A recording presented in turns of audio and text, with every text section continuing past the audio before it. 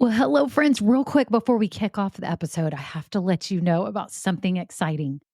I am seriously considering having an upgraded version of this podcast where you get bonus episodes and exclusive content. But here's the deal, I'm trying to decide what that content and those episodes should be. I do have some ideas, and I was wondering if you could vote really quick and tell me what you think about what would entice you, what would be interesting to you to get as bonus episodes on this podcast. For example, deeper dives into topics. Maybe I'm answering questions that many of you ask about starting or growing a business. Maybe even overhearing coaching calls, something like this. It would be a paid, upgraded version of this podcast, not very expensive at all, probably just a handful of dollars a month, but it be extra content for you to help you along your journey. My whole goal is to help you build your business dream. And I would love to offer you even more because some of you are asking for it. So if you could just look down in the show notes right now, there's two ways you can give me your answers. Number one, I have a Google form with 5 quick questions. It can be anonymous. You just answer them and vote on what would be interesting to you. Or number two, I have a voice memo system. You can just click it and you could just leave a voice memo with your phone right now and just record it and tell me what kind of topics, what things would be interesting to you behind the scenes, market news, what would be things that would be extra that would be really valuable to you. So thank you all so much. Okay, on to the episode. Well, hello, I'm Kimberly Brock, and for the last 20 years, I've been running my own businesses that have not only been profitable, but personally fulfilling to me. And so now I'm on a mission to help other women just like you do the exact same thing. Now we're going to have some fun, so let's get started. Well, hello, this is Kimberly. It's episode 19. Today we have an entrepreneur interview. I'm super excited about it. Real quick, before we get started, I wanted to remind you, if you're a woman and you have a business or you're just starting one, make sure you apply to join my private Facebook group. All you have to do is scroll down right now in the show notes. There'll be a link to the Facebook group. You're going to have to answer 3 questions really quick, and then I will review and can approve you for the group. Several of you are not filling out the questions. So you've got to put those in there. And I didn't want you to think that I was being rude or declining you. It's just that I was giving you time to answer those questions. So please make sure you do that. Thank you all so much for joining the group. I'm really excited about it. So the episode today is an entrepreneurial interview, meaning I've got a woman on the show who is actually someone that I'm friends with and that I actually have worked with, which is super exciting. But she gets to share her story about how she took her business from home-based to now having a hybrid model of a retail location and online store. I'm so excited to introduce you to Jennifer Huff. She owns Initially Yours Boutique. The online web address is iyboutique.com. And I met Jennifer in 2004 outside of Houston in my neighborhood, and she actually lived around the corner. So I was new to the neighborhood. I had my online business. I'd been talking to her. We became friends, and I was telling her I really need an embroiderer here in Houston since I just moved here and I don't know anyone. And her wheels went turning in her head, and she ended up buying a really nice big embroidery machine. So what happened was she was doing her own embroidery for her own business, but I hired her as my chief embroiderer at the time for all of the personalized gifts that I was selling online. And at this time in 2004, it was going gangbusters. Everybody wanted monogrammed towels. They wanted monogrammed baby stuff, everything personalized and monogrammed. So it was perfect. So I had my neighbor doing it. She started stocking my merchandise at her home. And then as orders would come in, she would embroider them. I would get them from her and ship them out to my customers. So it was a great setup, and she worked with me for many years, and it was awesome. So I'm excited for you to hear her story because she's keeping it real. She's never been on a podcast before. This isn't something she normally does, but she's being frank and honest with us about what she, has dealt with over the years and how she feels about business and what her business has meant to her and just the real life evolution and adaptation that has had to happen so that she can stay in business, right? And what she's doing now is working great.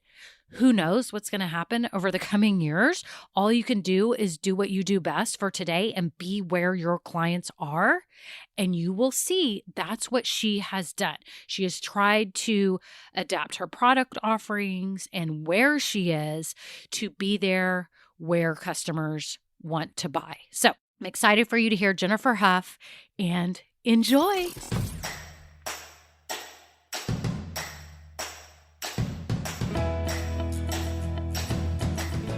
Hi, Jennifer. I'm so glad you are here today. People are going to learn so much from you. And I'm just so excited for my listeners to get a perspective from someone like you who's built her own business and had it so long and who has evolved along the way. So thank you for being here, Jennifer. Thank you so much for inviting me. Yes. So I just have to ask in the very beginning, what do you love about owning your own business? I love the freedom. I love the fact that I can use my own creativity and my ideas and implement them. I like that I can rearrange. Like when I started, I had little kids. So Right. I could rearrange my schedule, Yeah. attend their thing, Yes. You had the our total flexibility. crazy life. Yeah. Yes, yes, it is. So you started back in 2004, and it's a funny story because we were neighbors, Yeah. and I had just moved there from Austin and was talking to you. We were friends, right? And we were just, Right. were we at my house? I'm kind of remembering this back. So we were Yes. talking. Yes. Yes, yes. And I'm like,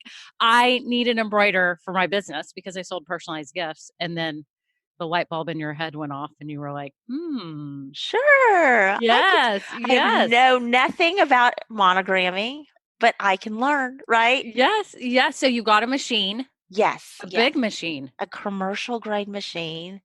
So you just went all in, like right off? Yeah. If you're gonna do it, you gotta commit yourself, right? Just go all in. Well, we have to say back in 2004, anything monogrammed or personalized in Texas was hot. I mean, Yeah. everyone wanted stuff for their kids monogrammed, bags monogrammed. It was just booming, right? I mean, that's Yes, what was yes, everywhere.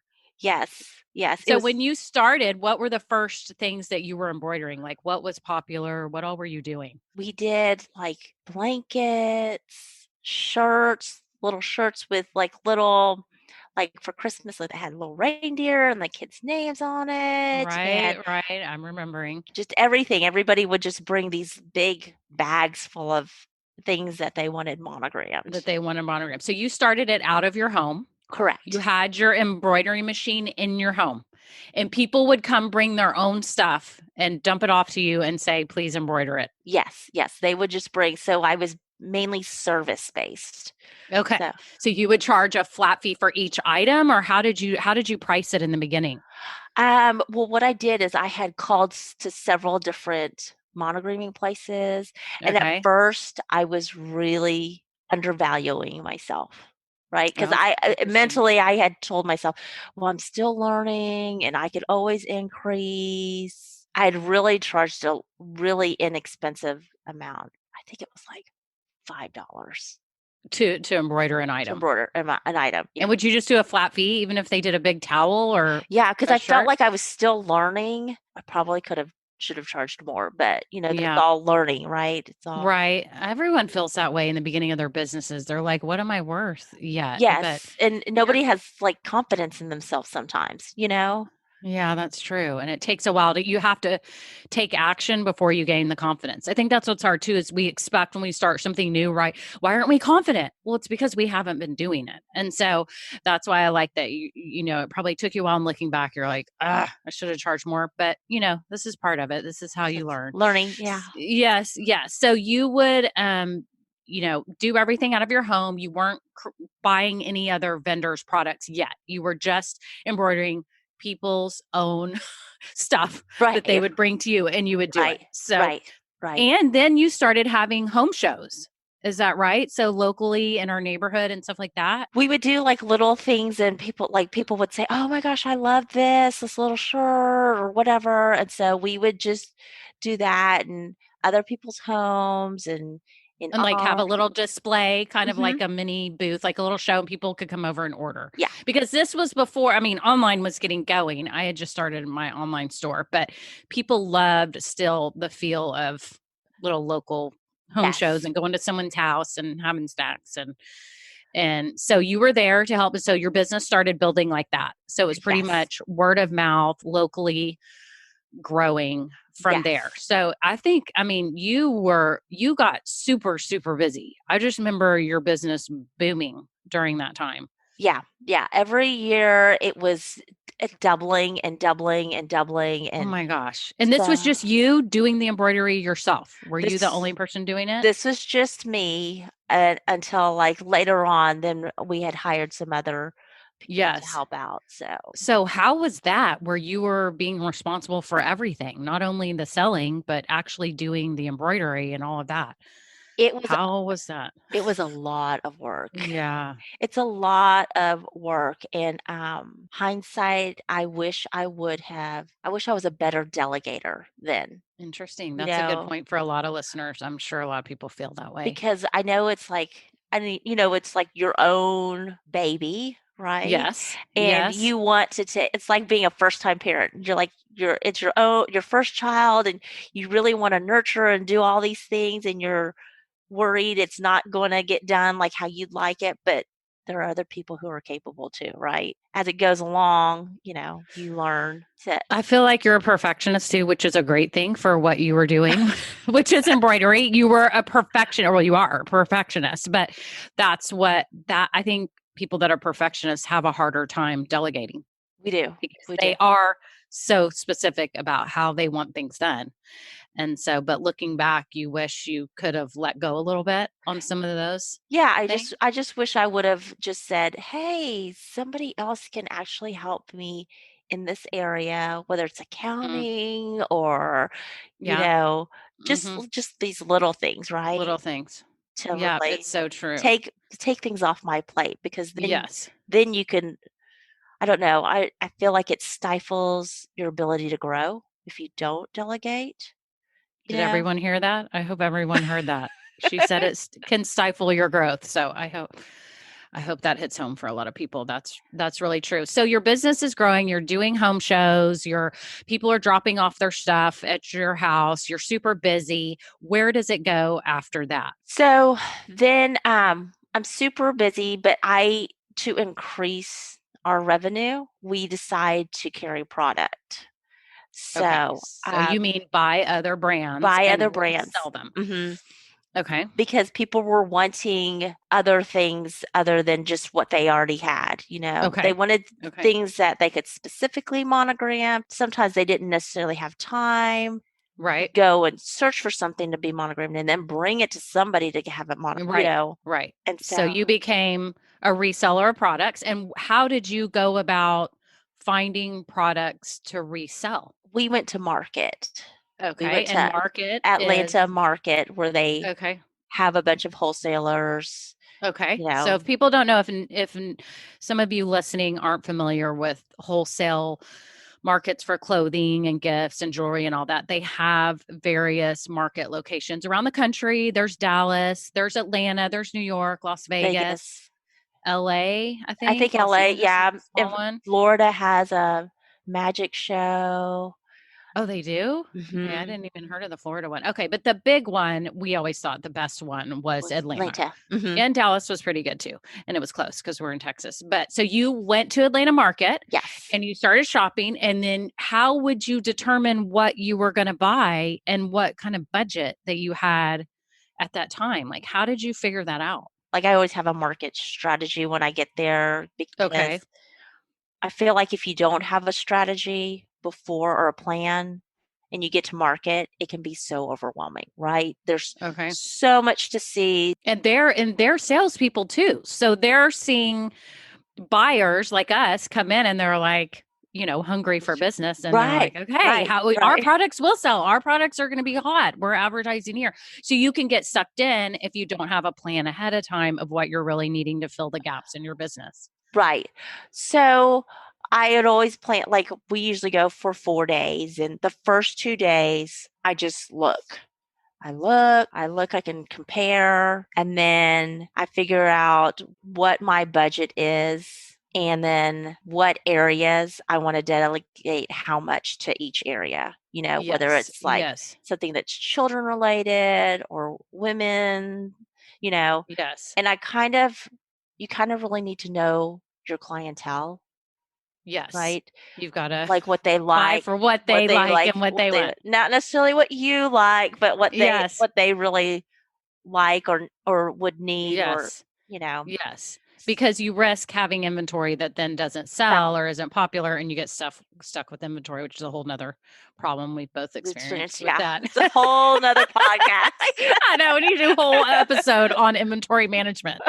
Oh my gosh, because that has been so hard. Nowadays, I don't think it's as hard because I don't think you're forced to carry as much inventory, which we can talk about in a minute. But that's interesting. So you go to market, you start buying brands that you think your customers will like. And so you start stocking inventory out of your home. So first you start embroidering clients' own, stuff that they have at home that you can embroider like Right, towels or clothes. right. And now you start going to market, you buy different brands, and now you're selling the product plus the service of embroidery. Correct. Correct? Correct. Correct. Yeah. And that starts booming and you're doing really well for a long time. All Right. kinds of baby blankets. I remember this bibs, like you said, backpacks. It was all so popular Right. in the 2000s. So then you start doing booths at shows. Is that correct? Yes. Yes. We had an online site.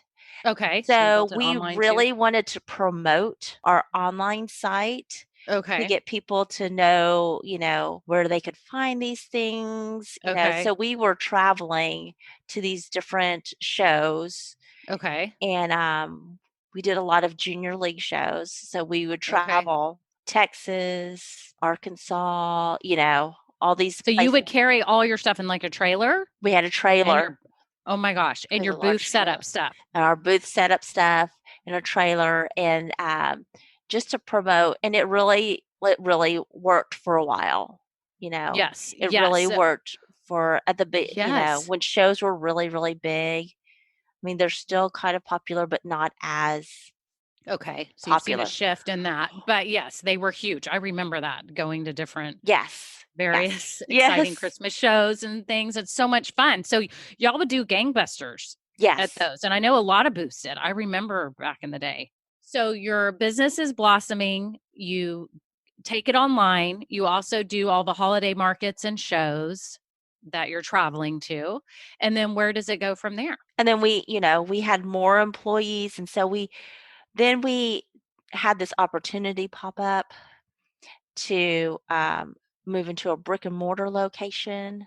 And how long ago was this? About to have our third birthday. So 3 years ago. So for 3 years, you've now been in a brick and mortar location. Are you in your own physical store location? So we are the only store in the building that we're in, Okay. but the rest of the suites in the building are, it's in a salon setting. So they're all like hairstylists, masseuses, estheticians.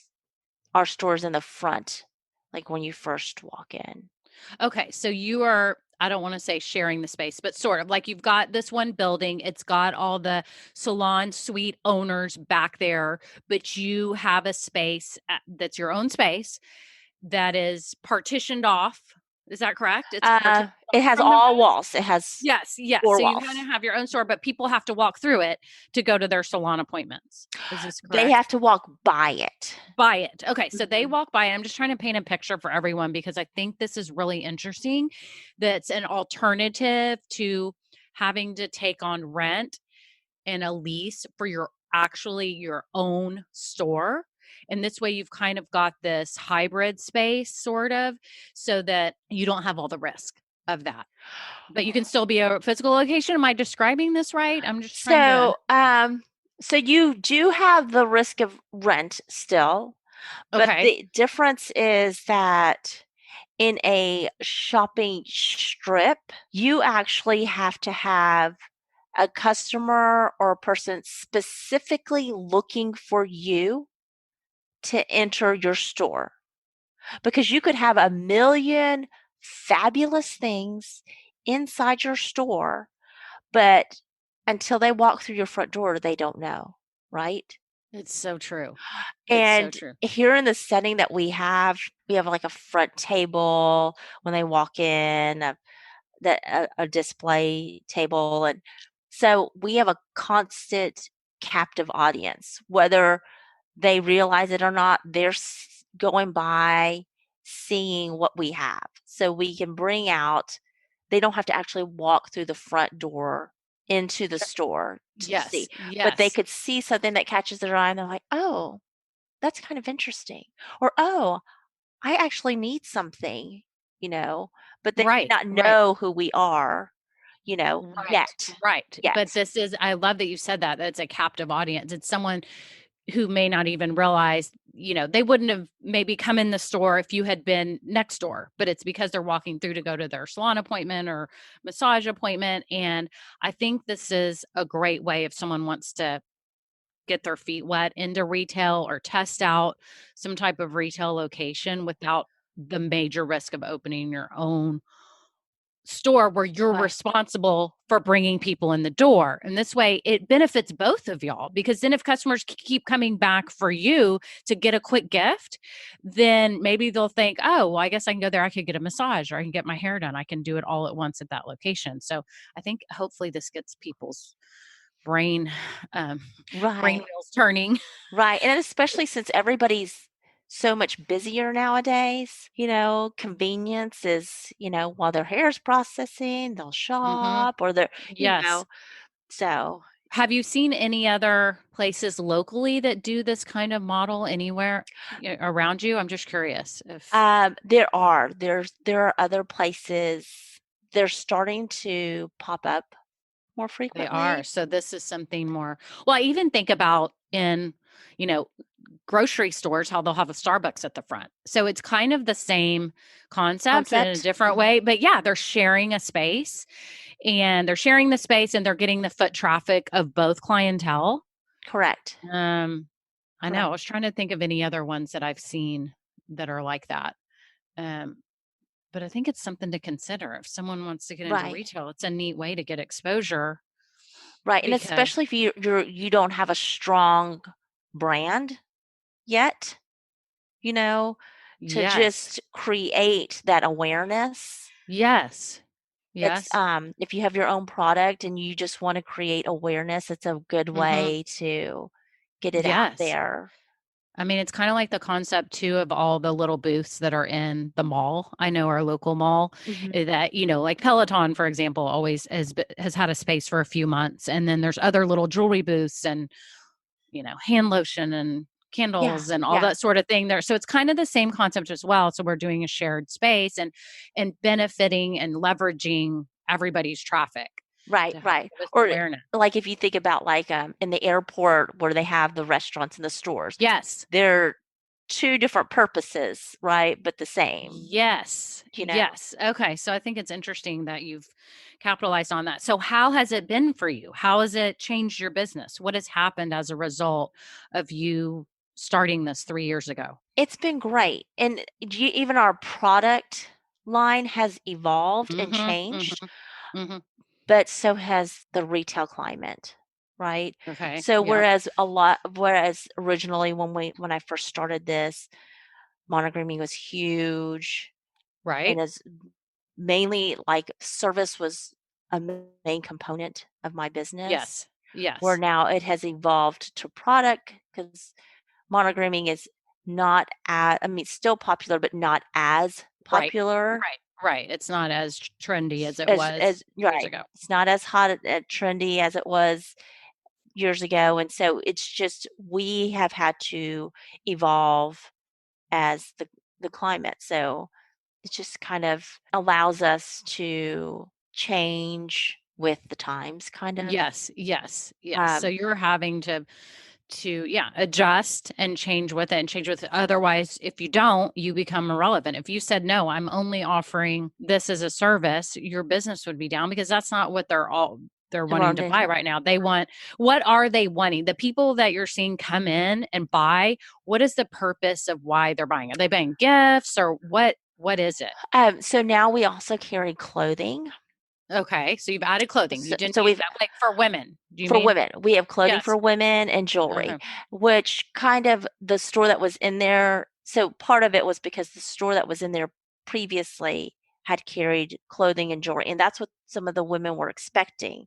So we have a little area for clothing and jewelry, but they'll buy clothing, they'll buy gifts. We've got a lot of Okay. people who come in and buy Yes. gifts for others. Graduation time and Christmas Yes. huge time, you know, back to school, but it's mainly like either gift or Mm-hmm. for themselves. Yes, yes. So how do you feel that you're competing with Amazon? Because everyone's competing with Amazon now. So how do you feel that you compete with that? Or how do you feel that you're different than that? Why are customers buying from you and not just going on Amazon to order the graduation gift or order the gift? So, okay, so yes and no. So we do get people who buy from Amazon and brings Mm-hmm. their a gift to us to have monogrammed. So we really try to focus on customer service and building relationships with our customers. I think Okay. it's really important. I think if you really want to create brand loyalty or store Right. loyalty, you really have to Mm-hmm. develop a relationship, right? So that they And how do think you of do that? How do you create that relationship? What do you do? we try to be personable. Okay. We try to get to know each one of our customers Okay. and what they like and what they need. And a lot of times my employees will send out thank you notes, mail thank you notes to Oh, them, that's nice. or we even, we try to work with people on each situation that comes up. If they're like Mm-hmm. dissatisfied with something, we really try to step it up and try to, accommodate them or accommodate their situation. So Mm-hmm. Yes. So do you get them on an email list when they buy from your store, or what do you do to capture them beyond them just walking in the store? sometimes we ask them to follow us on Instagram and we give a little discount. Okay. Um, Sometimes we also, so the ones who get something personalized, we always get their phone number. So like Okay. sometimes we can text things to them, Okay. Okay. because a lot of people, everybody wants something that's easy and quick, short, and quick, Right. right? Right. We don't really email as much because we do have like a little bit of an older clientele that comes Okay. into our stores Okay. sometimes too. I'd say maybe like 25%. So a lot of Yeah. them Interesting. Right. Don't do that. don't do that. Do you put anything in the bag? Like when they buy and they get their shirt, is there anything in the bag that reminds them of your store or anything like that? So, like we just have our store name is printed on there and our website. Okay. So you put it So, on there. so we put it on there. We always have business cards at the front, but but sometimes when we have like an event, we always throw Mm-hmm. something in Mm-hmm. or Okay. just, remind them. And Yes, remind them of that. Interesting. Okay, so you've got your store, and where do you see this headed? Do you have any idea? I mean, obviously, we all know everything is changing so fast. It's so hard to keep up with the times. Nothing changed this fast when we started. It was right. such a longer cycle of churn, but now it's like, But now with technology, yeah, it's like, I know. like I'm going to totally age us. But when Thank you for that. when we when this when I started this, when you had started your online, yours was new and fresh Right? and Right? like I mean when we were in college not everybody had email, right? Right. Right. So technology has taken this to a faster pace. Right. So Right. you either have to be able to run fast or and keep up. I Mm-hmm. mean, we didn't Mm-hmm. have social media at the beginning, right? I know. Right. So, you have to be willing to change and Yes. learn and constant Yes. I'm always constantly having to learn. Like I always have to carve out a little time to learn how to do something new every week, you Yeah. know, Yeah. whether It's so it's like, true. you know, whether it's like something about social media posting or what's new in retail Okay. or the how product is changing and evolving, you Right. know.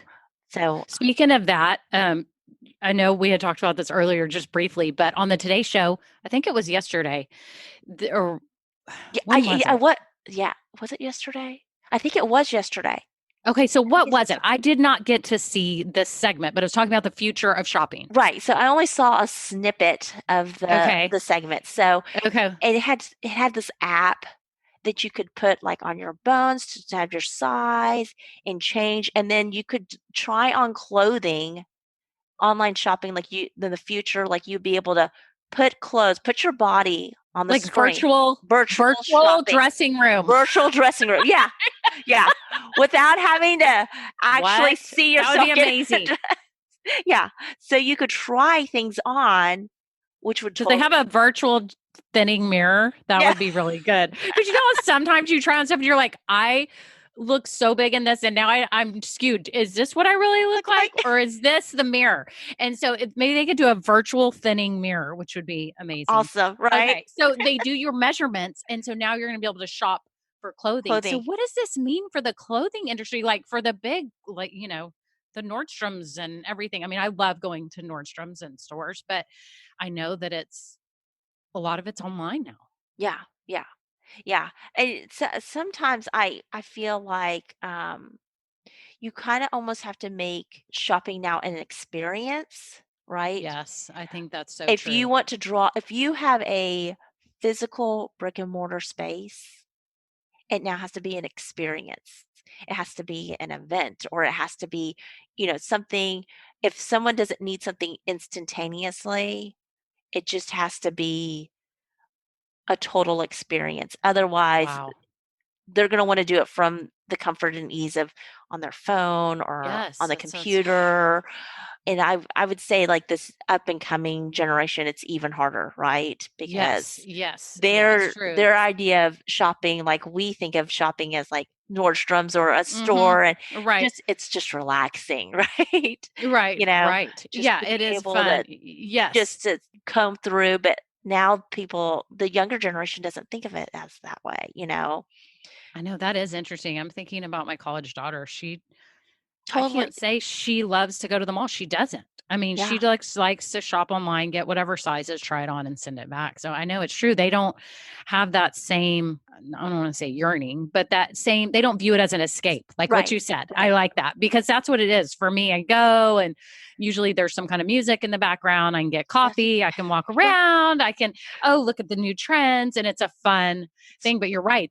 How do we keep appealing? So you're actually in the suburbs. So you're not appealing to as much millennials or the young, but do you have those around? And do you find that they come in or no? It's more, We do, and we find that they don't necessarily come in. So what they'll come in once they've seen a post, or a lot of times their mothers will come in and say, "Oh, I looked at this," and they take pictures and they send the pictures, and it's a yes to or their, no to their child. oh my gosh. hmm So, like, so it's like you almost absolutely have to have social media and a strong presence in social media, right?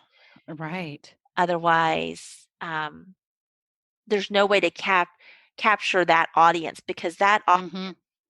I mean, think about how much money your teens spend, Mm-hmm. and I it's know. like Right. an insatiable amount, right, that they want.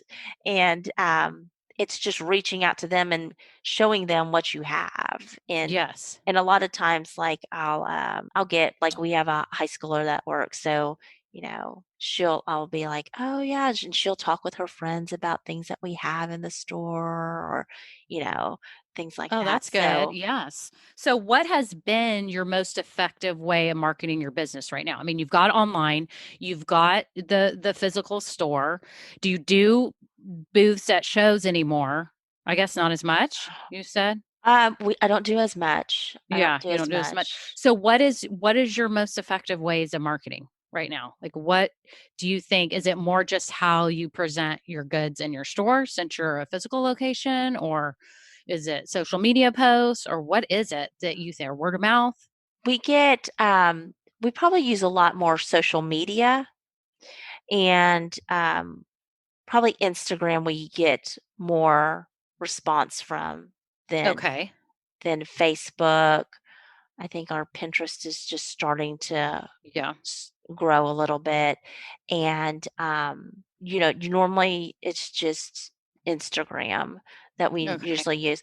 And then, we'll try to, when people walk in, we try to give them like our events cards or Mhm. whatnot, Mhm. so Let them that know they what's have something coming. so that they know what's coming. But Right. it is, I feel like that's a hard game, you know. It is because you also, if Instagram changes anything, you could lose, how often you are shown to your Right. client base. So it's like we don't own this. I mean, I know email, I think for online people, email is super important. Like if you're just online, because that's the only way they're not walking into your store and you have to, and at least you own that. But for you guys, it's so do you pay for any advertising locally? Do you do any kind of marketing locally at all? Do you feel like you have to, or it's not worth it? The ROI is not good, or it is good? Just curious. Um, we've tried paying for advertising before, and we do not get as good of a response, Yeah. you Yeah. know? So mainly you're just word of mouth, it sounds like. And you've had the business so long that everyone knows you in the area. I mean, if you're gonna get something embroidered, they know it's initially yours. And Jennifer, they know that. I mean, so that's great. You have that. You're not just brand new trying to start out. But man, if someone was trying to start out, like say someone wanted to open a retail location like you, some kind of hybrid or shared space or something, they're still, responsible for the lease and all that. But if they were going to do that, what recommendations would you give them? Just to be aware first, I'd say if you're gonna rent a space and just really lay out have a good market plan, like a good Okay. business plan. Have a plan in place for cash flow and expenses Hmm. and really know the cycle of your business. And what do you mean by the cycle? Do you mean like the calendar, like Like, holidays, or what do you mean? Or so no? like the cycle of your business would be like when's your busiest time and when's your slowest time. I like that I had started out of my house first and I could gauge when it was busier and when it's slower. So you kind of can manage your product and your cash flow. Hmm. So, also when you go into a space, think about when it's going to be the busiest time to maybe go in during, like right before it's super busy, so that people you can generate some traffic Yeah. and So what are hype. your busy months? What would you say is your cycle? So, our top two busiest months are May and December.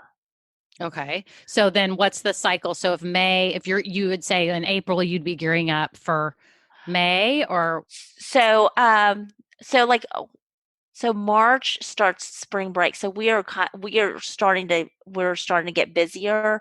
hmm. The quietest months are because of our setting too. Um, Yes. are like January and February, Okay. and then end of June and July. Okay. Because a lot of people are on vacation then. Right. Right. They like May and beginning of June. It's like they're getting all their graduation, Mother's Day, teacher presents, vacation and camp gear, all of that Yes, stuff. yes. So you kind of have to think about the customer's buying cycle. So for any of you out there that have a business, you kind of know your buying cycle when it dies and when it picks back up. I know some service-based online people like me sometimes end of December is not busy because people are doing other things and then they kind of pick it back up after New Year's because they have a inclination to want to be better and start anew and they've got resolutions or goals and they're picking up for the new year and starting anew. So every type of business has their own cycles and you know Correct. yours. And you were saying that when you started, because you started small and you started out of your house, you became acclimated to the customer buying cycles and it helped you in making future decisions. So as you Correct. grew, you had intelligence behind that. You knew, okay, this is what's going to happen. I'm going to be dead in January and February, and there's not going to be much sales, and I need to prepare for that Right. in cash Right. flow. like what you said, like, okay, not much revenue is going to come in, and then it's going to pick up for the different seasons and buying cycles. Right, right. So I think that is very important, and people probably don't think about that. I mean, they think, oh yes, holidays are big, but there's also other seasons that are big, and it depends what you're carrying. Right, right. So like if you go You know? into a space and you think, oh my gosh, you go in during a time when your business cycle is not booming, Right. don't just Oh, I see mentally what you're think, saying. Yeah. mhm, Oh, this is going to bomb. Right. If you right. open January 10th and you're a gift store, you're going to be dead until what you said. Like it's going to be May and they're buying for graduation. I mean, some at spring break, you Yeah, said, and some at stuff like spring, that. and a little bit And at Valentine's and Day. Mother's Day Yeah. and blah blah. But yes, so I think that's true. You want to open when it's time. It's just like when you put your house on the market, you want to put it on and what do they say? Like March or April or something so that you hit the Right. May, June, July, Yeah, yeah, you want to hit the peak buying times buying where time. people are actually shopping for a house. So I think that's interesting. So how has being a business owner changed you? How has this changed you? Who have you become as a business owner? Like, how is Jennifer different? I Because wait, real quick, you used to be a teacher? Oh my Is that gosh. right? How many different jobs have I had? You were a teacher Yeah, like before this. I was a teacher, before that I was a model. I mean, I've had You've all had these a wide range. So wide so range jobs. so with that, you started your business. How has it changed you? And who have you become because of it? First of all, it's changed because I never knew I could do so many things in 24 hours. Even over being a parent, I feel like being a parent, we do a million things too. But you're saying as a Yes, business owner, no, it's true because you're wearing a million it's hats. it's true, and You're doing it's many like things. you have to find that balance too as a parent too, right? So, like, you've gotta Right. squeeze in all these tasks that have to be done. I think just with time and wisdom, you gain so much knowledge, and Yes. so, like, I've learned to delegate and share, right? Okay. I've learned to try to take on everything myself. I think I've learned to be even more patient, right? Wow. Okay. Yeah. And who do you feel like you have to be patient with? Probably myself. Yeah. No, that's interesting. Probably myself, like, oh my gosh, Jennifer, you can't do all the stuff, Oh, you have to slow yourself down I have and to say, slow okay, it can't myself be down, and I this. can't be on the timeline that I want to have it done. I know. I mean, you probably accomplished more. I mean, if you look back in 2004, the day we were talking about it, and you said, okay, maybe, I had thought about that, maybe get an embroidery machine. I mean, to look at yourself And it's back in it's 2004 and how much I mean, Yeah. wow. And how much I've learned, and it's just there's this huge learning curve, right? Right. Did you ever Yeah. think of yourself as a business person at that time? I think I've always thought of myself as a business Oh, you person. have? Okay. Yeah. Yeah, that's interesting. I think a lot of people don't. I think they get into it for some reason and they're like, "Oh, wait, do I understand the business side of it?" Yeah, you are pretty business savvy. Like we're really big on customer service, so I'm really willing to just to give, a lot of times. Do you feel like you give too much? What do you mean? Like if something goes wrong or actual product you're giving or service you're giving I think that you're not just getting payment for? Like what do you mean? I think I'm overly like I think I try to be generous with my employees. Like if things are mistakes happen. I mean, I Oh, you guess give them maybe grace? there's yeah, grace is a better word. Like, you learn to give grace more. I think that's a better word. That's a better Okay. word. Like over Yeah. time, you learn to give grace more to more people, you know, Yeah, I think that's true and realize that we all screw things up and screw we all things up. even with customers I've talked about before and people are when customers have been so rude, I'm just like, "Oh my gosh, I can't imagine treating a retailer this bad unless it was something royally that they screwed up." But it's just always amazed me the people that overreact over things that I'm Yeah. like, "Why? You're just complicating your own life being this irate about something so little." And I try to give grace to other people now too, so much because I also realize my own faults that I do screw up and we have to give grace if we want grace ourselves. And I'm sure that's how you feel because you're dealing with customers all the time and you're dealing with them face to face. So Right, right, right. And I think like that's a huge thing. Like as I've gotten older, like but I just feel like it's even more so, right? Yeah. Yeah. Yeah. Because things happen Because and things people are happen human. and people are Yeah. like things that I used to worry about. Now I just Yeah. kind of let it go. Yeah. You Well, know, that's it good. it happens. It just Yes. And where do you see your business in like 5 years? that I have no idea. I'm gonna say I have no idea because I really don't know how what new Right. techno Yeah. technology wise will change. You know, we could I know. I mean, like I said, like every day I have to learn something new. I mean, like I I know. literally have to sit there and, you know, ask someone who's younger than I am, okay, I want to do this on Instagram. Yeah. Help me. Help me get from A to Z because Yes. No, it's so true. I really think that we'll probably evolve to try to get our own products. We carry some things that are our very own products, but we'll Hmm. probably have to expand because everyone's copying everybody else. Sometimes it seems like in the market. And so unless you have your own, specifically your own product that is unique and different from everybody else. So you're saying you would have to be the manufacturer for something or get it manufactured somehow, How? but Right. create your own products to sell so that you're not buying from other vendors and reselling that. This way you have Right. more margin. You make more margin We on have each sale this way? we Is you'll that what make you're saying? well, you'll make more margin, so to speak, because you probably have to manufacture so much. Um, but just so that it's a little bit different because the So that product, it's different. yeah, Okay. So so you're it's saying more different. not as much about the profit margin, more about about standing out. Right, because people have accessibility to things in China now so easily through like Alibaba or whatnot, that once something hits the market, they're trying to have it copied and manufactured. Oh, So it just saturates the market gets saturated faster than it used to. yes.